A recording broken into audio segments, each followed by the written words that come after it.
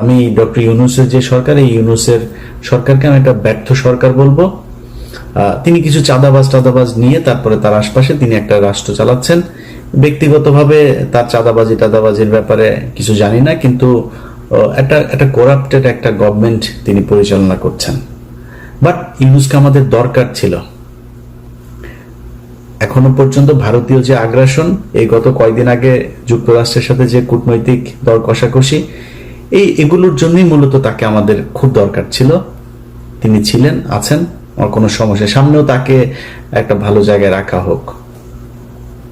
এখন আপনি আমাকে বলবেন যে ভাই, এক এক করে যদি বলতে যাই, ইউনূস সরকার বলেন, বিএনপি বলেন, এনসিপি বলেন, জামাত বলেন, সবখানেই একটা সমালোচনা করার জায়গা আছে।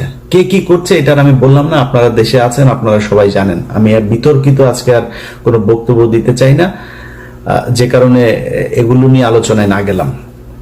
আমি আওয়ামী লীগ ক্ষমতায় থাকাকালীন কিছু কথা বলতাম যে আমি কখনোই চাঁদাবাজি, দুর্নীতি এগুলোর জন্য আমার এই যুদ্ধ না। আমার যুদ্ধের একটা জায়গা আছে, সেটা হচ্ছে ভারত বিরোধিতা। কারণ আমার এই দেশের সব সমস্যার মূল কারণ হচ্ছে ভারত। আমরা ভারত নিয়ে কথা বলতাম, আমাদেরকে বলতো আমরা হইলাম এগুলি নিয়ে নাকি সব গুজব ছড়াই, এগুলি কোনো সত্যি কিছু নাই। শেষ পর্যন্ত সেই ভারতে কিন্তু এই স্বৈরাচারকে নিয়ে জায়গা দিয়ে রেখেছে। এই ভারতই এখনো পর্যন্ত তাদের জায়গা থেকে দেখেন, 2 দিন আগেও ভারতীয় পররাষ্ট্রমন্ত্রী বলে যে আমাদের খুব কি দৃষ্টি, সূক্ষ্ম দৃষ্টি না কি যেন এক দৃষ্টি রাখছেন তিনি। তুই কে রে বেটা, আমার দেশের কি হবে সেটা দৃষ্টি রাখার জন্য? তোর না হাগার পায়খানা নাই, তুই পায়খানা বানা আগে। তোর ওই দেশের মানুষের চাইতে এই দেশের মানুষ বহু ভালো আছে, তুই করা লাগবে না, তুই তোর দেশ নিয়ে চিন্তা কর। এটা বলেছে এই ইন্ডিয়া বলেছে। তার মানে আমরা যা বলতাম এই দেশের মূল সমস্যা ভারত, তারাই সমস্যা। অতএব আমাদের ওই জায়গা থেকে বের হইতে হবে। 5 তারিখে বিশেষ করে বিএনপির কথা বলি, বিএনপির কিছু বক্তব্য শুনে মনে হচ্ছে ঠিক আওয়ামী লীগের কথা বলছে, এরকম মনে হয়। আমি ওটা যদি শুধু অডিও শুনি এবং ওই ভয়েসটা যদি আমি রেকগনাইজ করতে না পারি, তাহলে আমার মনে হবে আওয়ামী লীগের কেউ বক্তব্য দিচ্ছে। ওনারা এখন মুক্তিযুদ্ধের চেতনায় বিশ্বাস করেন। ওনারা পাকিস্তানের রাজাকারদেরকে, কারা নাকি রাজাকার, চিহ্নিত যুদ্ধাপরাধী, ওই যে পোস্টার সরানো নিয়ে হয়েছে না, চিহ্নিত যুদ্ধাপরাধী। শেখ হাসিনার বিচারে যদি নাকি কেউ চিহ্নিত যুদ্ধাপরাধী কেউ মেনে নেয়, তাহলে এতিমের টাকা আত্মসাতেরটা তো মেনে নিতে হবে। খাম্বা নিয়ে যেগুলো বলে সেগুলো তো মেনে নিতে হবে, তাই না? মানবেন নাকি? সাকা চৌধুরী তো জামাত করতো না, তারটা মানবেন? মানে একটু মানবেন একটু মানবেন না, এটা তো হইতে পারে না। আমি শেখ হাসিনার কোনো বিচারই মানি না। দেখেন না, এখন পর্যন্ত দেশে যাইতে পারি নাই কেন জানেন? এই দেশের কিছু মানুষের মুক্তির জন্য। আপনি 1 বছর হয়ে গিয়েছে, এখনো অনেক মানুষ জেলখানায় আছে, তাদের কথা মনেও করেন নাই। কেউ কোথাও বলেনও নাই, বলেনও না, বলবেনও না। কারণ আপনারা মনে করেছেন সামনে কিছু খাবার এসেছে, সেটা খেয়ে নেই, শেষ। এই দেশের মূল সমস্যাটা কোন জায়গায় ছিল সেখানে হাত দেন। এখন পর্যন্ত বিডিআর এর লোকগুলো জেলখানায়। কোনো বড় রাজনৈতিক দল, না বিএনপি না জামায়াত, কেউ যায় নাই। এনসিপির কিছুটা, ওই যে একজন সমন্বয়ক আছেন মাহিন ভাই, কিছুটা দিত, সময় দিয়েছে, সময় দেয়, এখনো সময় দেয়।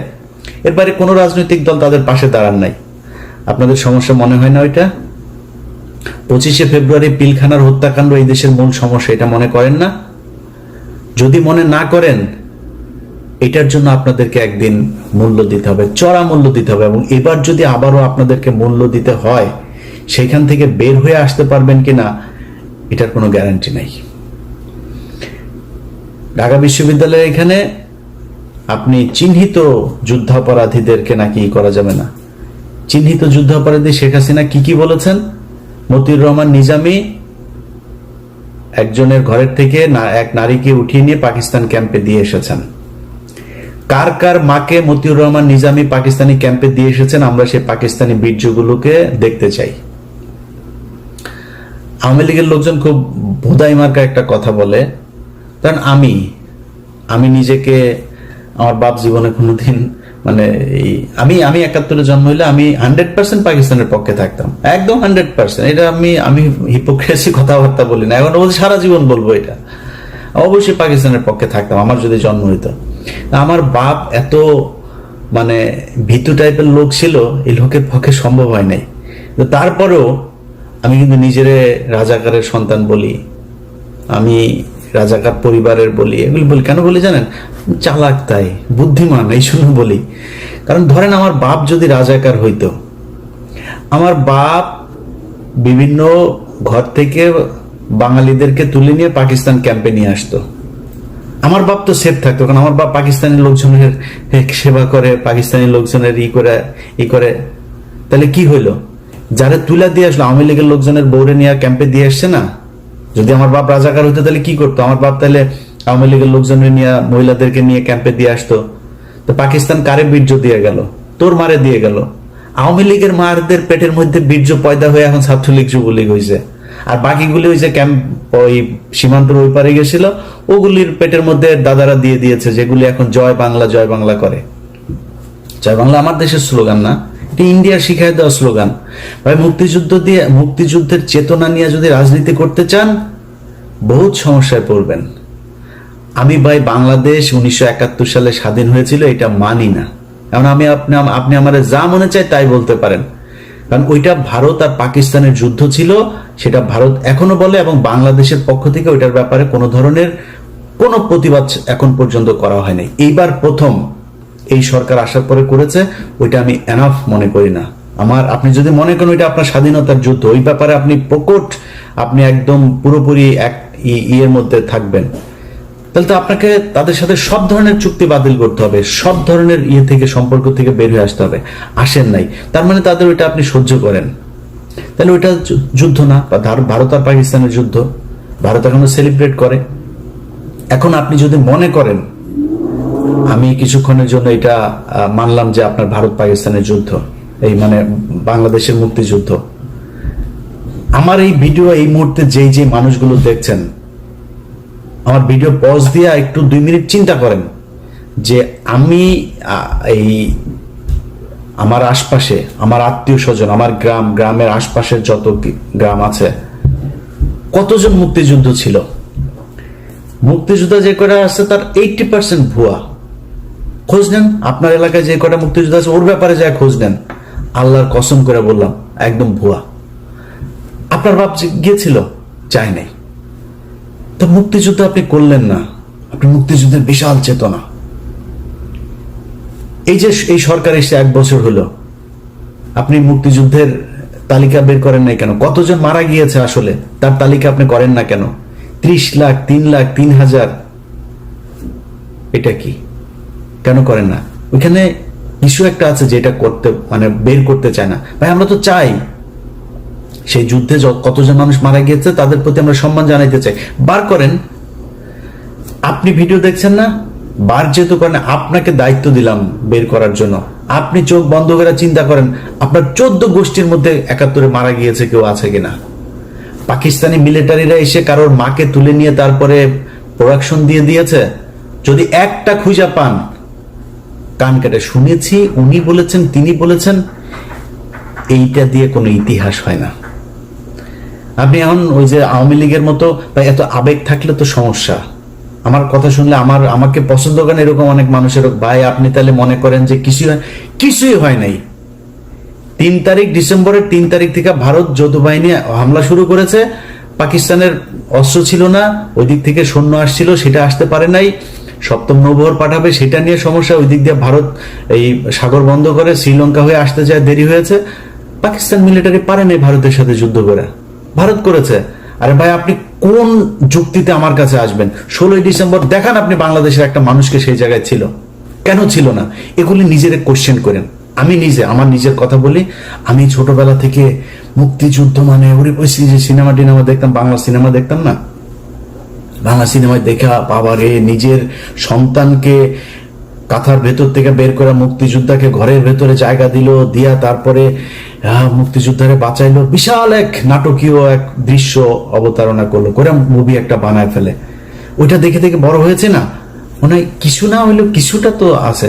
শেখ মুজিবের প্রতি আমার ভীষণ রকমের শ্রদ্ধা ছিল, আমি স্বীকার করছি, বিশ্বাস করেন জানতাম না তাই। আরে শালায় তো একটা বদমাস, এমন কোন চাউরামি নাই যে এই শালা করে নাই। এই যে নারায়ণগঞ্জে চশমা ফেলে রেখে আসা বেশ্যাপ খানায়, মিথ্যা কথা না। ওর দলের এই যে শামসুল হক, ওর দলের এই লোকটারে জেলখানায় রেখে ওর বউরে সারা জীবন আকাম কুকাম করেছে। ওর বউ এই যে নিউ ইয়র্কে, এই যে আমেরিকায় এখন সম্ভবত নিউ জার্সিতে থাকেন। এই শালা, এই যে পাপনের মা, এই পাপনের মারে এই যে রাষ্ট্রপতি ছিল জিল্লুর রহমান, এই শালায় তো ওরে কিছু করতে পারতো না। এই শালা শেখ মুজিব ওর এই আইবি রহমানরে আকাম কুকাম করতো। এটা নিয়ে শেখ মুজিব এই শেখ হাসিনার পরিবারে বিশাল গ্যাঞ্জাম হইতো। সুন্দরী ছিল তো, শেখ মুজিব এটারে ই করতো। পাকশাল ভাই, একটা মানুষের কোনো দল হবে না, খালি আমার দল একা। 30,000 মানুষের আপনি জাসদের মারলেন, আপনি দুর্ভিক্ষ করলেন, এত মানুষ মারা গেল, আপনি কোন দিক থেকে তার পক্ষে কথা বলবেন বলেন? তারপর ওই যে 7ই মার্চের ভাষণ শুনলে আমার নিজের লোম দাঁড়ায় যেত ভাই। ছোটবেলায় আস্তে আস্তে, বিশেষ করে কয়েকটা বই পড়ার পরে ভাই আস্তে আস্তে বুঝলাম ঘটনা তো আসলে অন্য কিছু। আপনি বিএনপির লোকের বই পড়ার দরকার নাই, জিয়াউর রহমানের লেখা বই, তারেক রহমানের লেখা বই পড়ার দরকার নাই। আপনি মেজর জলিলের বইগুলো খালি পড়েন, ছোট ছোট চটি বই, অরক্ষিত স্বাধীনতায় পরাধীনতা সহ 3-4টা বই আপনারা পড়বেন, পিডিএফ আছে। মেজর জলিলের খুব ছোট ছোট বই পড়লে বুঝবেন যে মুক্তিযুদ্ধ আসলে কি হয়েছিল, কেন 15ই মে এপ্রিল পর্যন্ত এই দেশে ভারতীয় সেনাবাহিনী থাকবে, কেন 16ই ডিসেম্বর এটা হইতে পারবে না। সো এগুলো হচ্ছে আমাদেরকে গেলানো হয়েছে মুজিববাদ প্রতিষ্ঠা করানোর জন্য। আমি আপনার সাথে মানে ফাউল তর্ক করতে চান, আপনাকে আমি কয়েকটা ক্লু ধরাই দিলাম, আপনি খোঁজ নেন। আপনার গ্রামে, আপনার আত্মীয় স্বজন, আপনার প্রতিবেশী, যত চারিদিকে যতটুকু কানেকশন আপনার আছে, খুঁজে বার করেন যে পাকিস্তানের মিলিটারিরা এসে কারোর মাকে আকাম করিয়া গিয়েছেন, আমার একটু জানাবেন প্লিজ। কারোর বাড়িতে এসে পাকিস্তানের বাংলাদেশের মুসলমানকে এসে তারপরে মেরেছে? হ্যাঁ, অনেক হিন্দু মেরেছে, এটা সত্যি কথা। কারণ যুদ্ধটা তো ভারত পাকিস্তান, পাকিস্তানি বাহিনী জানতো, পাকিস্তানি সরকার জানতো যে আগরতলাতে গিয়ে শেখ মুজিব কি গ্যাঞ্জাম করে এসছে, কি ষড়যন্ত্র করে এসছে। সেই কারণে তাকে ক্ষমতায় বসতে দেওয়া হয় নাই, যে এর দিলে তো এই তো ইন্ডিয়ার কাছে বিক্রি করে দিবে দেশ, জন্য করা হয় নাই। কিন্তু আমরা যদি স্বাধীনতার কথা বলেন, আলটিমেটলি পাকিস্তানের রাজনীতিবিদরা যে পরিমাণে করাপ্টেড, আমাদের মতোই, এই দেশ এমনি টিকতো না। পাকিস্তান এখন দেখেন এখনো ভাগ হইতে যাচ্ছে, এই দেশ টিকতো না, ইন্ডিয়াও টিকবে না, টুডে টুমোরো এটা টিকবে না, আপনারা বলে রাখলাম। তা আমরা স্বাধীন হইতেই হতো, বাট এই যে আমাদের যে গল্প সাজিয়ে দিয়ে দেওয়া হয়েছে, এই ন্যারেটিভ তো আওয়ামী লীগের ন্যারেটিভ, ইন্ডিয়ান ন্যারেটিভ। আপনি এখন এটারে করছেন স্বাধীনতার চেতনা, জাতিসঙ্গীত, জাতীয় সঙ্গীত। ওই যে ছাত্র দলের সাধারণ সম্পাদক, ওর বাপ ছিল আওয়ামী লীগের নেতা, ওর আওয়ামী লীগের নেতার ওই বাপেরে আওয়ামী লীগ এখন শিখাই দেয় তোমার ছেলেরে দিয়া তুমি এগুলি করবা। এই কালকে যে ছাত্র দলের ঢাকা বিশ্ববিদ্যালয় যেটা করেছে, এই করেছে, এই নাসিরের কারণে হয়েছে এটা, কারণ নাসিরের বাপ আওয়ামী লীগ নেতা, ও করবে না এটা। ওইটারে জাতীয় সঙ্গীতের পক্ষে কথা বলে। আপনারা জাতীয় সঙ্গীত কোন পয়েন্টে আমার সাথে আসবে? জাতীয় সঙ্গীত, জাতীয় সঙ্গীত বাংলাদেশের কোন নাগরিকের না। এক, জাতীয় সঙ্গীত লেখা হয়েছিল 1905 সালে বাংলাদেশের বিরুদ্ধে, বঙ্গভঙ্গের বিরুদ্ধে করা হয়েছিল। জাতীয় সঙ্গীতের সুরটা গগনহর করার, চুরি করা সুর। কোন পয়েন্টে এটা আমার জাতীয় সঙ্গীত থাকবে? আমার বল। এত আবেগী হয়ে তো লাভ নেই, এটা আবেগীয় না। ওর বাপ আওয়ামী লীগ করে, এই নাসিরের বাপ আওয়ামী লীগ, খোঁজ নেন ইয়েতে যায়, এই নোয়াখালীতে যায়, ওর বাপ আওয়ামী লীগ করতো, যেই কারণে ও আজকে এটা করে, এই পক্ষে কথা বলে। তো এখন এগুলি যদি করতে আসেন ভাই, আমি আগেই যেটা বলছিলাম যে আমি দুর্নীতি এগুলো নিয়ে ভাই আমার কোনো ইন্টারেস্ট নাই, এটা করবেনি। অনেক মানুষ এসে বলতে পারে ইলিয়াস ভাই আপনি দুর্নীতির বিরুদ্ধে কিছু বলেন, চাঁদাবাজি নিয়ে কিছু বলবেন না। ভাই, যার সুযোগ নাই সে চাঁদাবাজি করে না, যার সুযোগ আছে, আমি তো দেখছি তো, একজন ম্যাডাম, নাম বললে চাকরি থাকবে না, ম্যাডাম দ্বিতীয় শেখ রেহেনা হতে যাচ্ছেন, নাম আর বললাম না, ম্যাডাম দ্বিতীয় শেখ হাসিনা হতে, শেখ রেহেনা হতে যাচ্ছেন। ম্যাডামের স্বামী নাই, এবার খুঁজে বার করেন গিয়ে যান, যা করতেছে ভাই। আমার এখন যদি নাকি আমি করতে যাই এক এক করে, যদি আমার কোনো বন্ধু থাকবে না ভাই, এত প্রেশার নিতে পারবো না, দরকার নাই। সো এই দুর্নীতি মুর্নীতি না যারা আমারে বলতে বলেন চাঁদাবাজি টাদাবাজি নিয়ে, ভাই অনেক করেছি, আর না ওগুলিতে যাইতে পারবো না। বাট এই যে ইন্ডিয়া আমার রক্তের মধ্যে কিন্তু লেখা, ভাই আপনি আমার আব্বা হইলেও আপনারা কিন্তু আমি ন্যাংটা করে ফেলবো। আপনি এই যে এই জাতীয় সঙ্গীতের পক্ষে কথা বলবেন, স্বাধীনতার চেতনা কথা বলে তারপরে মানুষের ওই যুদ্ধাপরাধী ট্যাগ দেওয়ার চেষ্টা করবেন, পাশার চামড়া উড়ায় ফেলবো। দুই চোখে সরিষার মতো ফুল দেখতে থাকবেন। আপনার মতো কত বালছাল এগুলি আপনার নেতাদের, কত বড় বড় নেতা ইলিয়াসের সাথে আইসা ভাই ভাই কিছু বলি না, বললে যদি চাঁদাবাজি নিয়ে কথা বলা শুরু করি একটাও দাঁড়াইতে পারবেন না। সব কয়টার জিনিসপত্র এগুলি সারাদিন আসতেই থাকে, ভাই এইখানে আমার এইটা করেছে ওইটা করেছে। ক্যামেরা বসায় রাখা লাগবে না, আমার ইমেল থেকে যদি খালি উজাড় করে দেই তাহলে পদে থাকা নেতা একটারও খুঁজে পাবেন না। সব মির্জা আব্বাস এত টাকা পয়সা, ব্যাংকের মালিক, এখনো চাঁদার টাকার ভাগ নেয় সন্ধ্যায়, তো বাদ নাই তো কেউ। আর অনেকে নাম বললাম না, টেকনিক্যালি নামটা আমি করে যাচ্ছি। ছাত্রদের প্রতি আমার একটা ভালোবাসা আছে জুলাইয়ের কারণে, যে যত বালপাকনা কথাবার্তা বলেন ভাই সমস্যা নাই।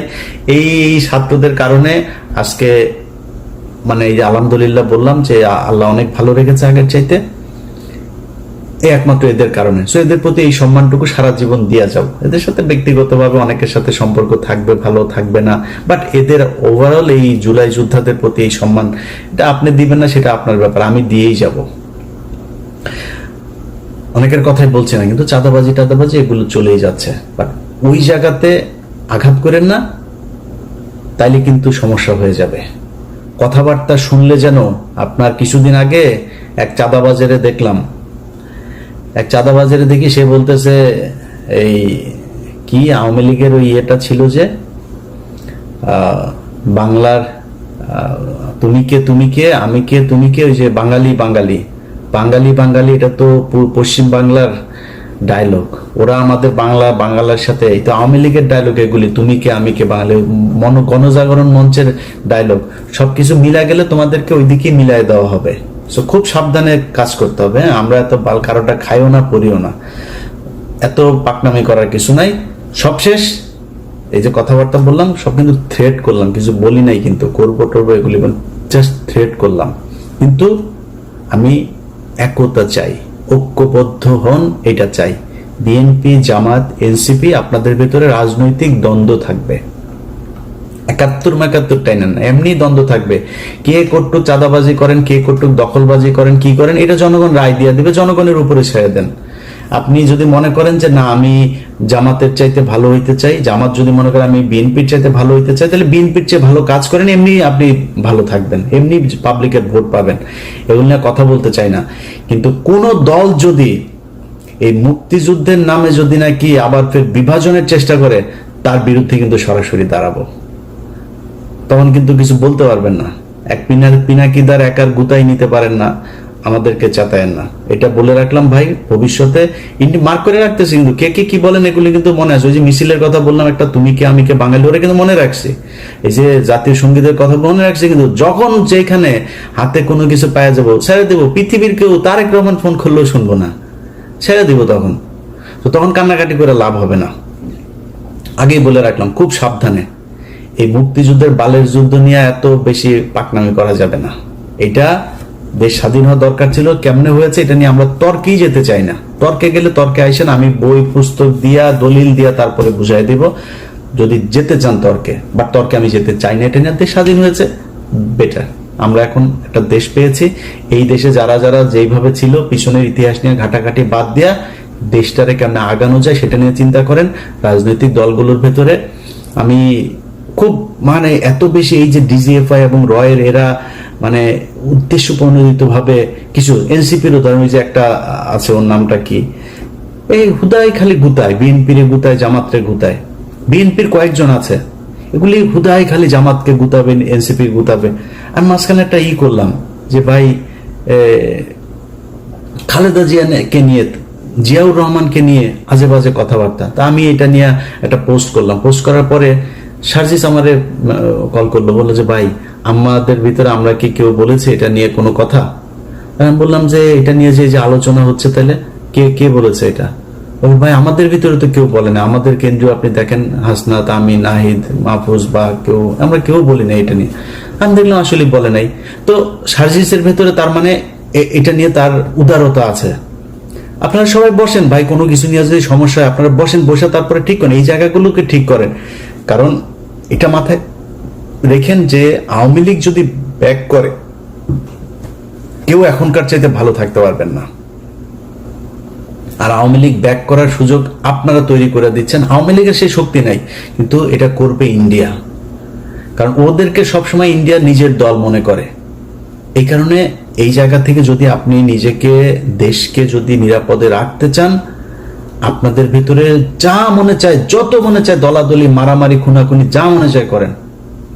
আওয়ামী লীগ, ইন্ডিয়া, ইন্ডিয়ার মুক্তিযুদ্ধের ন্যারেটিভ, এখানে এই জায়গায় আমাদের সবাইকে ঐক্যবদ্ধ থাকতে হবে। আমি ভাই কোনো দলের না, আমার একবার বিএনপি জামাত বানায়, জামাত বিএনপি বানায়। আমি আগেই বলেছি আপনাদের, আমি বাংলাদেশে একমাত্র এক পার্টি করি, সেটার নাম হচ্ছে এন্টি ইন্ডিয়ান পার্টি। আমার রক্তের যে গ্রুপ সেটা ইন্ডিয়া নেগেটিভ, এটা আমি সবসময় বলি, এখনো বলছি। ওই জায়গার বাইরে আমার কোনো কিছু করার নাই, আমার মাফ করে দিন। বাংলাদেশের বহু মানুষ আছেন যারা কিনা বলবেন যে ভাই আপনি চাঁদাবাজিকে করছেন। ভাই ওই যে বললাম যে চাঁদাবাজি নিয়ে যদি কথা বলতে যাই এখন, তাইলে আমি নিজেও চাঁদাবাজ হয়ে যাব। কেন জানেন? কারণ হচ্ছে যে অনেকের এরকম কমপ্লেন আসে যে সচিবালয়ে গিয়ে আমার সাথে চ্যাটিং আছে, সেটা দেখায় বলছে যে ভাই আমি কারোর ফোন করি নাই তা না, আমি অনেক সচিবরে ফোন করেছি, পুলিশের ঊর্ধ্বতন কর্তৃপক্ষকে ফোন করেছি। ফোন করে যদি নাকি একটা গরিব মানুষের একটা ন্যায্য পাওনা, সে যদি অনেকদিন ঘুরছে একটা জিনিস নিয়ে, আমি বলতে পারি ভাই এই লোকটার এটা যদি একদম কোট আনকোট ঠিক এইভাবে যত সচিবের সাথে কথা হয়েছে, যত উপদেষ্টার সাথে কথা হয়েছে, সবার কাছে, পুলিশ অফিসার সবার কাছে আমার একটা ডায়লগ খুব কমন, ভাই যদি ন্যায্য মনে করেন তাহলে কাজটা করে দিয়েন। এই লোকটা অনেকদিন ধরে ঘুরছে, যদি ন্যায্য হয়, অন্যায্য কোনো, অনৈতিক কোনো আবদার, কোনো অনুরোধ, কোনো কিছু আমার কাছ থেকে কেউ যদি পান, জাস্ট আমার ফোন রেকর্ড করে ছেড়ে দিয়েন। এখন আপনি যদি আমার নামে আপনার কেউ ভয় দেখায়, আপনি দুর্নীতি করেন, আমার ভয় দেখায় যদি কেউ আপনার কাছে টাকা পয়সা চায়, আপনি যদি দেন, আমি কি করবো? আমার কিছু করার নাই তো। যদি নাকি আমারে কেউ টাকা পয়সা দিয়ে থাকেন, আমার কোনো ভয়েস, আমার কোনো কিছুতে যদি দিয়ে থাকেন, আল্লাহর রাস্তায়, এটা আমার অনেক শত্রু আছে, যে কোনো আমার এটা দেওয়ার জন্য অনেক মানুষ বসে আছে, ওর কাছে পাঠিয়ে দিয়েন। পাঠিয়ে দিলে দেখবেন যে ওরা আমার এটা প্রচার করবে। আমি এটি করি না, আল্লাহ যেন ওই রাস্তায় না নেওয়ায়। বাট ওই যে বললাম যে চাঁদাবাজির পরিস্থিতিটা এমন পর্যায়ে দাঁড়িয়েছে, এটা ঠিক করতে গেলে এখানে আর কাউকে খুঁজে পাওয়া যাবে না। তো লম্বা কথা বললাম 1 বছরের মাথায়। আপনাদের সবার কাছে আবারও সবশেষ অনুরোধ থাকবে, ভাই প্লিজ ঐক্যবদ্ধ হন। ঐক্যবদ্ধ যদি না হতে পারেন, তাহলে আমাদের দেশের সামনে অনেক খারাপ পরিস্থিতি বিরাজ করবে। ধরেন যেই ভাইরা বিএনপিতে আছেন, আপনাকে নিয়ে কোনো খারাপ কোনো কিছু যদি নাকি মানুষ সমালোচনা করে, ভাই আমার চাইতে, আমি তো এখনো বহুত গালি শুনি, বহুত সমালোচনা সহ্য করি। আমার প্রচন্ড ভালোবাসে এরকম মানুষের সংখ্যা যেমন আছে, আমাকে ঘৃণা করে এরকম মানুষের সংখ্যাও আছে। এই যে এই পরিস্থিতির ভেতরে আমি, যারা আমার সমালোচনা করে, আমি তাদের সমালোচনা অনেক কিছু, আসলে কি আমার এটা ঠিক হয় নাই, আমি নিজে ভুল করি। আমার ফেসবুকে যে পোস্ট দেখেন না, আমার ফেসবুকের পোস্ট কিন্তু ধরেন 50% বা তারও কম আমি করি, 50% আমার অ্যাডমিনরা করে। আপনারা হয়তো অনেকে মনে করেন অনেক পোস্ট বোধহয় আমি মনে হয় পোস্ট করি, এরা করে। ইদানিং আমি সবাই বলে দিয়েছে যে পোস্টের সংখ্যা একটু কমায় করতে। তো এখন এই যে আমার যত ধরনের সমালোচনা যা যা কিছু আছে, এখান থেকে অনেক কিছু শিখি, আমি অনেক কিছু শিখে তারপরে আমি আমার কাজ করি। আপনার নিয়ে সমালোচনা করলে তার সত্য মনে করার কারণ নাই। শেখ হাসিনা আজকে অধপতনের কারণ একটাই, সে সমালোচনা সহ্যই করে না। যারা তেলবাজি করেছে তাদেরকে কাছের মানুষ মনে করেছে। এটা যদি মনে করেন, পরিণতি শেখ হাসিনার মতোই হবে। অতএব নিজের সমালোচনা করা শেখেন। আত্ম উপলব্ধির মাধ্যমে যদি আপনি নিজেকে তৈরি করেন, আমার মনে হয় সেটা আপনার জন্য, আপনার দলের জন্য, দেশের জন্য, সবার জন্য আমাদের ভালো কিছু হবে। সবাই ভালো থাকবেন। আবারও বিজয় দিবসের শুভেচ্ছা। আওয়ামী মুক্ত একটা নতুন বাংলাদেশ দেখতে চাই। আল্লাহ হাফেজ।